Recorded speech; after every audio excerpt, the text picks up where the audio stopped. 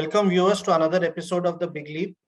It's a real pleasure to have with us Mr. Mahesh Gattani. Mahesh ji runs a very successful practice called as Balaji Investments in Amravati in Maharashtra. He has a more than 25 years, in fact 27 years of experience in mutual fund distribution. He's managing investments for almost 2,000 investors from 500 families. He is one of the early adopters of technology and therefore one of the early starters of doing mass SIP logins in a single day, which has now become quite a norm in the industry. He is one of the well-awarded upcoming advisors, distributors in the mutual fund space. He has been doing videos, blogging and coaching for the distribution side. So Mahesh ji, बहुत बहुत आभार. Thank you so much for joining us today. Thank you for coming on Big Leap. आज के लिए 27 साल का अनुभव है, लेकिन ये सारा बालाजी इन्वेस्टमेंट्स की सारी स्टोरी शुरू कैसे हुई, उससे वहां से आप बताइए. Sir, thank you giving me this opportunity. Sir, सर्वप्रथम तो क्या है, मैं 12th हो रहा था, मतलब पढ़ाई 12th चल रही थी. साथ साथ में 1991 में मनमोहन सिंह जी जब हमारे देश के वित्त मंत्री थे, तब रिफॉर्म शुरू हुए. तब तो मार्केट भी ऐसी चल रही थी खूब, जैसे आज कोई अभी न्यू मिलेनियम आ रहे हैं और ये टेक्नोलॉजी के माध्यम से मार्केट कंटिन्यू चल रही है. सेम वही समय उस समय हुआ करता था. सिर्फ आज इतना ही फर्क है कि सारा टेक्नोलॉजी में फॉर्म हो रहा है, सब टेक्नोलॉजी पे हो रहा है. उस समय फिजिकल हुआ करता था. तो वहां से मेरी जर्नी स्टार्ट हुई है. तो बस ऐसे ही मैंने कुछ थोड़ा पैसा, बहुत फाइनेंशियल बैकग्राउंड तो बहुत कमजोर था, कोई बहुत ऐसा स्ट्रांग नहीं था, तो थोड़ा पैसा रिश्तेदारों का, बहन बड़ी थी, सिस्टर वगैरह, तो उनकी मैरिज हो चुकी थी, तो उनसे कुछ पैसा लिया, कुछ मामा जी से लिया और स्टॉक मार्केट में इन्वेस्ट किया महेश जी. और मजेशीर बात है कि जो पैसा डालते थे वो पैसा दुगना ही होता था, कोई भी स्टॉक. तो ऐसा लगता था कि इससे अच्छा कोई और धंधा नहीं. और रिलेटिव भी बोलते थे कि लो भाई और पैसा इसमें डाल दो. तो ऐसे 25,000 के 50,000 हुए, फिर लाख रुपए इकट्ठा हुए. तो जब सबसे बड़ी दिक्कत ये थी कि जिनसे पैसे लिए हैं वो लौटाने हैं. और जब मार्केट नीचे गिरी तो मिड कैप के तो, स्मॉल कैप के तो आपको पता ही है कि क्या स्थिति हो जाती. अभी तो कॉर्पोरेट गवर्नेंस और टेक्नोलॉजी के माध्यम से सब कुछ पता चल जाता है. तो उस समय ऐसा कुछ नहीं होता था. और बस मेरी वहां से जर्नी स्टार्ट हुई. और मैं 12th कर ही रहा था, तो मेरे पास में वो एक 6 महीने का 12th के साथ में मेरा 12th में ब्रेक आ गया स्टॉक मार्केट में काम करते करते. तो 6 महीने का एक पीरियड था, अक्टूबर टू मार्च ब्रेक आया. तो नेक्स्ट ईयर के लिए भी अभी क्या किए, तो मैंने पब्लिक इशू की एजेंसी ली. उसके लिए कुछ लगता नहीं है. सुरेश राठी एंड कंपनी में एक लेटर लिखा, पोस्ट कार्ड में लिखा, कोड अलॉट हो गया, पब्लिक इशू के फॉर्म आ गए, सब हो गए. मैंने उस समय डोर टू डोर जाके हर एप्लीकेशन का डिस्ट्रीब्यूशन किया. साइमल्टेनियसली मैं एक 500 रुपीज की जॉब भी कर रहा था, एक टायर फ्रेंचाइजी, हमारे टायर के फ्रेंचाइजी यहाँ पर, वहां पर, और साथ में ये डिस्ट्रीब्यूशन भी कर रहा था एप्लीकेशन का, आईपीओ के. लेकिन जब 6,000 रुपए महीने की इनकम आ रही है सालाना जॉब से, और 80,000 रुपए की पब्लिक इशू की कमीशन आई है, तो आप बताइए उस समय एजुकेशन कंप्लीट करना, वो जॉब छोड़ना, या इस प्रोफेशन को, इस व्यवसाय को आगे बढ़ाना. 3 रास्ते थे. तो एजुकेशन भी मैंने कंप्लीट किया, बीकॉम किया, एलएलबी फर्स्ट ईयर में कंप्लीट किया, और साथ साथ में पब्लिक इशू का काम बढ़ाया. जब पब्लिक इशू में इतने अच्छा अलॉटमेंट आने लगे, तो उस समय इन्वेस्टर कहते थे कि जब पब्लिक इशू में हमको अलॉटमेंट आ रहा है तो हम बेचेंगे किसके पास, हमारे तो कंफर्ट आपके साथ में है. तो मैंने साइमल्टेनियसली सब ब्रोकरशिप ले ली, मेन ब्रोकर के सब ब्रोकर, उसका मैं सब ब्रोकर, वो भी काम शुरू कर दिया. फिर in the mean time earlier first private sector mutual fund, उन्होंने कहा कि हमको जिला प्रतिनिधि चाहिए. तो जिला प्रतिनिधि चाहिए, डिस्ट्रिक्ट रिप्रेजेंटेटिव चाहिए. कोई एक पहले गवर्नमेंट म्यूचुअल फंड थी, उनको भी उनका एक मॉडल था डिस्ट्रिक्ट रिप्रेजेंटेटिव का, उनको भी इस तरह से करना था. तो साथ में फिर मेरे को उसमें जिला प्रतिनिधित्व मिला. तो शुरू में जब आप पब्लिक इशू कर रहे थे, उस टाइम एफडीज का भी जमाना था, म्यूचुअल फंड को लेके जागरूकता नहीं था. तो उस टाइम पे आप कैसे लोगों को समझाते थे, कैसे वो शुरू के 50-100 क्लाइंट जो सबके लिए सबसे मुश्किल होता है, उसके बाद रेफरल, उसके बाद शुरू होता है, बट शुरुआती टाइम में लोगों को कैसे मैनेज करते थे, कैसे इस तरफ लेके आए? सबसे इम्पोर्टेंट क्या था कि ये एसआईपी का कंसेप्ट ही किसी को पता नहीं था। और रिकरिंग डिपॉजिट, बैंक में पैसे डालते रहो, फिर एक समय के बाद लेते रहो, लाइफ इंश्योरेंस पॉलिसी लेते रहो, उसमें करते रहो, ये ट्रेडिशनल सब प्रोडक्ट थे। ऐसा तो नहीं है कि उस समय भी पब्लिक सेक्टर की 5-6 म्यूचुअल फंड थी, बड़ी बड़ी म्यूचुअल फंड थी, बड़ी अपना मार्केट अच्छा एवं वो करते थे।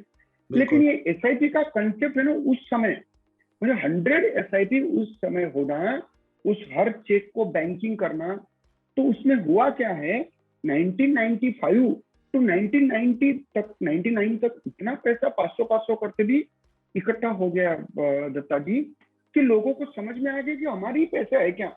लोग हमको पूछने लगे कि हमारी पैसे है क्या। जो लोग 10-20 साल से शेयर मार्केट में काम करते थे, उनका उतना पोर्टफोलियो नहीं बना, उससे ज्यादा हमारा म्यूचुअल फंड का। अरे भाई, उस समय तो 10 लाख रुपए भी होना बहुत बड़ी बात थी। बिल्कुल। अगर हम किसी को जाके बोले कि आपने डाले 3.25 लाख रुपए है, आपके 10 लाख रुपए हो गए, आपने डाले हैं ये इतने 10 महीने में 12,000 रुपए, 10,000 रुपए, 10,000 के आपके 20,000 हो गए, तो ये सब चीजें असंभव समय लगती थी। 2003 तक मुझे 2 से 3 करोड़ रुपए का एयूएम बनाना भी 1994 से 2003 तक बड़ी मुश्किल से 2.5 से 3 करोड़ का एयूएम होगा। वो पहले 8 और 9 साल तो बनाने में लगे। बिल्कुल। तो जैसे इन्वेस्टर का पैसा कंपाउंड होता है, एयूएम को भी कंपाउंड होने में समय लगता है, जो आप बता। बिल्कुल। तो ऐसे समय पे जब आप कंपाउंड, अपना बिजनेस भी कंपाउंडिंग उसी के बाद शुरू होता है, तो आप क्लाइंट को कैसे रोक के रखते थे इतने सालों तक, कि एसेट एलोकेशन के थ्रू या उनको पूरे इन्वेस्टमेंट की जर्नी के थ्रू? क्योंकि हर एक आदमी पैसा नहीं बना पाता है, कुछ लोग रहते हैं, कुछ लोग नहीं रह पाते। अभी ये पैंडेमिक आने के बाद में क्या हुआ, ये टेक्नोलॉजी जूम, गूगल मीट आया, तो हम बार बार यही एक ही शब्द बोल रहे हैं कि फंड एयूएम बना रहा है, फंड पैसा बना रहा है, हम क्यों नहीं बना रहे। सबसे इंपॉर्टेंट बात, पिछले 5-6 दिन से जो बड़ी रैली आई है, लोग वही बोल रहे हैं कि मार्केट नीचे आएगा, नीचे आएगा। मैं बोल रहा हूँ कि भैया, आप तो 40,000 से बोल रहे नीचे आएगा, नीचे आएगा। 40 का 60,000 सेंसेक्स हो गया। अगर मान लो आप 40 से बाहर निकल जाते, या अभी से भी आप नहीं बाहर निकले और फिर 40 आ गया, क्या फर्क पड़ता है। आप तो 40 से बोल रहे कि मार्केट नीचे आएगी। तो उस समय भी होता क्या था, कुछ एसेट एलोकेशन वगैरह कुछ नहीं था उस समय। इक्विटी 2-3 स्कीम थी, वो 2-3 स्कीम में पैसा जा रहा था और अच्छा पैसा बना। और अच्छा पैसा बनने के बाद में सबसे इंपॉर्टेंट बात मैं आपको बता दूं कि मैंने जब एसआईपी का, मेरा म्यूचुअल फंड का ड्राइव चलाया ना, तो मुझे मेरे दूसरे ग्राहक का या कहीं मुझे सोशल मीडिया से किसी दूसरे का उदाहरण नहीं देना पड़ा, मुझे मेरा ही उदाहरण देना पड़ा। जब अभी 15 अगस्त को 7 सीक्रेट्स ऑफ फाइनेंशियल फ्रीडम के ऊपर हमने इन्वेस्टर अवेयरनेस प्रोग्राम लिया, तो वो हमारा 45 मिनट का एक अवेयरनेस प्रोग्राम था। हमने एग्जिस्टिंग स्कीम का नाम न लेते हुए एग्जिस्टिंग स्कीम ने इतने अच्छे रिटर्न दिए हैं, और मैंने इतने अच्छे पैसे बना के उसको म्यूचुअल फंड के माध्यम से 1000 की एसआईपी, 5000 की एसआईपी, फिर उससे कैसे 50 लाख रुपए आए, कैसे प्रॉपर्टी ली, मुझे मेरा ही उदाहरण देना पड़ा। दूसरे की कॉपी करने की जरूरत नहीं थी। तो इंपॉर्टेंट सबसे ये है कि मैं आज भी डिस्ट्रीब्यूटर को, एमएफडी को कहता हूँ कि आप माइंड से सब चीजें बाहर निकाल दीजिए। मिथ है, पहले आप आपका खुद का पोर्टफोलियो बनाइए, खुद की एसआईपी बनाइए, खुद का टर्म इंश्योरेंस बनाइए। कहीं आपको दूसरे का करने की कोई जरूरत नहीं है। सबसे अच्छी बात है कि हम सेल्फ डिसिप्लिन हम खुद से शुरुआत करेंगे ना, तो होगा। मैं आपको एक अच्छी बात बताता हूँ। अभी लोग पूछते हैं कि बालाजी इन्वेस्टमेंट नया क्या कर रहा है। बालाजी इन्वेस्टमेंट वो पहला ऑफिस है, पहला एमएफडी है भारत में, जिसने जैसे तीनों प्लेटफॉर्म आए, तीनों से अप्रोच किया, कौन सा प्लेटफॉर्म कंफर्टेबल लगा, किसकी रिलेशनशिप कंफर्टेबल लगी, हमने उसमें तुरंत जाके हमारे सारे क्लाइंट को ऑनबोर्ड करना शुरू किया। हमें भी बहुत कठिनाई गई। नेट, डेबिट मैंडेट, लोग आके पूछते थे, वो ये बैंक से हमको मैसेज आया है 2 लाख रुपए का डेबिट मैंडेट है, आपने गट्टानी जी क्या कर दिया, पैसे तो नहीं निकल जाएंगे। छोटी छोटी चीजें समझने में साल लगा। 1500 क्लाइंट को ऑनबोर्ड करने में मुझे 1.5 साल लगा। तब कहीं जाके तो 500 क्लाइंट हुए, तभी तो हमने जाके सोचा कि हम एसआईपी का ड्राइव चलाएं। कोई मजाक है क्या। जैसे आपको एनएफओ आप लॉन्च करते हो ना, एनएफओ के लिए रिसर्च, एनएफओ के लिए तैयारी, पूरे इंडिया में बातचीत, वैसे ही जब हम एसआईपी डे लॉग इन होता है ना, एसआईपी डे रखते हैं ना, उतनी तैयारी हमको पहले एज ए डिस्ट्रीब्यूटर करनी पड़ती है। हमको ये भी देखना पड़ता है कि हमने एग्जीक्यूट कर भी दी और क्लाइंट ने नहीं डन किया, एग्जीक्यूट करने के बाद में उसने ओटीपी को नहीं क्लिक किया, उसको कोई सेंस नहीं बनता। इसीलिए ट्रस्ट और श्रद्धा का होना बहुत जरूरी है। अगर आपको डिजिटली काम कर रहे हैं, आप बातचीत कर रहे हैं, क्लाइंट को लिख के जाना चाहिए, लिख के जाने के बाद में उसका अंडरस्टैंडिंग, फिर ट्रस्ट और फिर उसका ओके होना, ये बहुत इंपॉर्टेंट है। आपके पास 27 साल का अनुभव था, आपके पास क्लाइंट्स थे जिनका फर्स्ट जनरेशन, सेकंड जनरेशन, कुछ केसेस में थर्ड जनरेशन भी आपके पास मैनेज कर रहे थे। आप उन्हीं के पैसा मैनेज करते हुए संतुष्ट रहते हैं, लेकिन आपने हमेशा से कम्युनिकेशन, नए लोगों में अवेयरनेस और ज्यादा लोगों में अवेयरनेस के का रास्ता चुना था। तो ये दोनों जब आपके पास ऑप्शंस थे, आपने सेकंड क्यों चुना और आपका अनुभव क्या रहा उसके ऊपर? दो चीजें हैं कि आज भी हमारे पास में 3 पीढ़ी है, वो दादाजी भी है, दादाजी के बाद पिताजी भी है और बेटा भी है। yes. और हम तीनों को मैनेज करना है। दादाजी को चाहिए फिक्स इनकम, उनके बेटे को चाहिए मॉडरेट इनकम और उनके बेटे को चाहिए बिटकॉइन, क्रिप्टो करेंसी। ये 3 सब चीजों को मैनेज करते करते हमें भी बहुत कठिनाई होती है।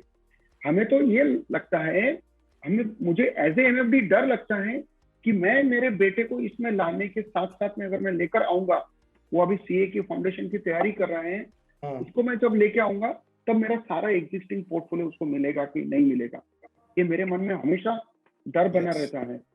क्यों बना रहता है कि जिसको बोलते हैं ना अभी मिलेनियम, अभी नए बच्चों को समझाना बहुत असंभव सा है। साइमल्टेनियसली असंभव से उनको एग्जीक्यूशन उनके हाथ में इतने आसानी से आ गया कि वो सुनते, जितनी देर में हम बोलते हैं उतनी देर में तो ट्रांजेक्शन कर चुके हैं। वो जाते हैं सोशल मीडिया पे, फास्ट परफॉर्मेंस देखते हैं और ट्रांजेक्शन डन कर देते हैं। ऐसे कई क्लाइंट आके हमको बोलते हैं कि हमने तो वो फलाना फलाना हाई कैटेगरी में वो जीसेक का 22% का एक रिटर्न देख लिया, हमने वो ले लिया और बोलते हैं कि जीसेक कभी कम होता नहीं और हमारे 1,92,800 रुपए हो गए। मैंने कहा कि आपने 100 रुपए का पेपर ही अगर 112 खरीद लिया और फिर रेट ऑफ इंटरेस्ट बढ़ने लगी तो फिर तो आपके पैसे नीचे आएगी, फिर समझ में आता। लेकिन हमारे लिए चैलेंजिंग है, ऐसा नहीं है कि चैलेंजिंग नहीं है। थर्ड पीढ़ी को संभालना बहुत असंभव सा है। आज भी एमएफडी की, मतलब मेरी तो मैं अच्छे से बता दूंगा, ओवरऑल एमएफडी की 50% से ज्यादा इनकम 50 से 60 अबाउट एज के लोगों से ही आती होगी। yes. क्योंकि वो जिसको टेक्नोलॉजी समझ में आ जाती है वो तो तुरंत जाके डायरेक्ट ऑप्शन ये ऑप्शन वो कर पुरा के कंपैरिजन देख लेता है, यहाँ इतने डाले वो कर लेता है। लेकिन जब मार्केट में करेक्शन आएगा, टेक्निकल करेक्शन होगा, फंडामेंटल के आधार पे वैल्यूएशन के रेट वैल्यूएशन ज्यादा हो गए तो एक ना एक दिन तो करेक्ट हो गई, तब हो सकता कहीं समझ में आ जाए थर्ड जनरेशन को, तो बात एक अलग है। तो मैं यहाँ पे अपने कलीग पंकज अदिया को इंट्रोड्यूस करूंगा। Pankaj takes care of this relationship from Mirae Asset. So Pankaj, why don't you start by sharing your experience of managing Mahesh ji's relationship and interacting with the Balaji investment team? तो स्वागत है आपका Gattani sir इस पहले session का अमरावती से big lip का, और आपको बधाई देना चाहूंगा आपके जो अचीवमेंट किया है आपने ओवरऑल और जो नाम कमाया है आपके शहर में आपने। तो मैं गट्टानी सर को लगभग 2.5 साल से जानता हूँ। ये समझ में आता है कि गट्टानी सर बहुत ज्यादा इमोशनल है जब अपने इन्वेस्टर्स का पैसा मैनेज करने की बात आती है, और उनका पैसा इस तरह से मैनेज करते हैं गट्टानी सर जैसे कि खुद का पैसा मैनेज कर रहे हो। जब भी उनसे फोन पे बात होती है तो वो स्कीम्स के इन एंड आउट पता करने की कोशिश में रहता है हमेशा कि मेरे इन्वेस्टर्स का पैसा सेफ रहना चाहिए, मेरा कमीशन मिले मुझे नहीं मिले वो चलेगा मुझे। और पिछले 2.5-3 साल से आपका सपोर्ट मिलता रहा है सर मेरा एसेट को, और आप काफी कोऑपरेटिव रहे हैं और उम्मीद करता हूं कि फ्यूचर में भी आपका सपोर्ट मिलते रहेगा। So thank you very much Gattani sir. Thank you Pankaj. My last question to all our guest is, आपने इतने सालों के अनुभव से आप बाकी हमारे एमएफडी दोस्तों को क्या आप एडवाइस करेंगे? आपको कैसा दिखता है ये प्रोफेशन आगे जाते हुए? मैं एमएफडी दोस्तों को यही बताना चाहता हूँ कि ये रियली सही मायने में खदान है। एक दिन हम विद इन शॉर्ट स्पैन में आने वाले 5 साल 10 साल जो भी है और उससे भी कम, हम जो बोलते हैं जो बैंक डिपॉजिट्स है हम उसको एक दिन सरपास कर जाएंगे, और सरपास करने में हमें बहुत ज्यादा समय नहीं लगेगा, 5 से 10 साल में हम कर जाएंगे। तो एमएफडी दोस्तों को मैं यही कहना चाहता हूँ कि ये डायरेक्ट ऑप्शन, ये फिनटेक कंपनी, ये सब चीजें सबके लिए मार्केट है। एक कोई गरीब आदमी जब लाइफ बॉय की साबुन लेता है या उससे भी कोई कमजोर कंपनी की साबुन लेता होगा तो वो भी जीएसटी देता है, तो उसका भी जैसे जीएसटी में कंट्रीब्यूशन है, तो सबके लिए सबका बड़ा मार्केट है। ऐसा किसी ने सोचना नहीं चाहिए कि ये कोई आ गया तो मेरा मार्केट जाएगा। अरे भाई, आप लोगों ने आपके मोहल्ले के, आपके सिटी के भी ग्राहक संभाल लिए ना, तो बहुत बड़ी बात है। दूसरी बात, मैं एमएफडी दोस्तों को यही कहना चाहता हूँ कि सर्वप्रथम ग्राहक है। ग्राहक की कोई भी एक कंप्लेंट है, कोई भी एक सुझाव है, शिकायत है, उसको पहले टैग उसका 0 होना चाहिए। मतलब ये होता है कि जब भी कोई ग्राहक बोलता है कि हमको स्टेटमेंट नहीं मिला, डिविडेंड नहीं मिला, ये तो हमारे लिए बहुत छोटी सी बात हो गई। ग्राहक जब हमको बोलता है कि मैंने मेरा बैंक अकाउंट क्लोज कर दिया और मैंने आपको नहीं बताया और अब मुझे रिडम्पशन चाहिए, तो दत्ता जी हम उस ग्राहक का, मेरे स्टाफ का, मेरा और मेरे रिलेशन मैनेजर या सेल्स वालों का एक ग्रुप बना लेते हैं और वो चीज उसमें डाल देते हैं। ग्राहक को पता चलता है मेरी स्थिति क्या है, आरएम खुद अलर्ट रहता है, बैक ऑफिस वाला अलर्ट रहता है, मेरे सब। आप बिलीव नहीं करोगे, वो एएमसी बोलती है 3 दिन लगेंगे, कभी कभी वो बात तो 1 या 2 दिन में हो जाती। हर चीज का हम ग्रुप बना के ही काम करते हैं। आप बिलीव नहीं करोगे, 1800 ग्राहक के मेरे पास में डायरेक्ट नंबर है, छोटे बड़े सबके। कभी कभी मुझे दिन भर कॉल नहीं आता, क्योंकि सिस्टम इतना, 6 लोगों की टीम है, सिस्टम इतना अच्छा बना के रखा है कि किसी ने भी व्हाट्सएप पे कुछ डाला, तुरंत उसका पोर्टफोलियो व्हाट्सएप पे, सॉफ्टवेयर तो इस तरह से आगे ईआरपी की सब कुछ आपकी मुट्ठी में है, तो तुरंत कर सकते। तो जो चीज कल करनी है, परसों करनी है, वो आज क्यों नहीं, अभी क्यों नहीं, इस पॉलिसी पर हम काम करते हैं। ग्राहक सर्वप्रथम। सो महेश जी, बहुत बहुत शुक्रिया, थैंक यू सो मच, बहुत मजा आया and we wish you all the very best. आपको, आपके फैमिली को, आपके वैल्यू सिस्टम जो हम भी जानते हैं कि आपने जिस तरीके से बालाजी इन्वेस्टमेंट से एक बहुत ही दृढ़ वैल्यू सिस्टम के ऊपर बनाया है, तो आपको बहुत बहुत बधाई and we really wish that this partnership continues into the future. And thank you viewers for watching another episode of the Big Leap, and we will again bring more stories again into the future. Take care and thank you.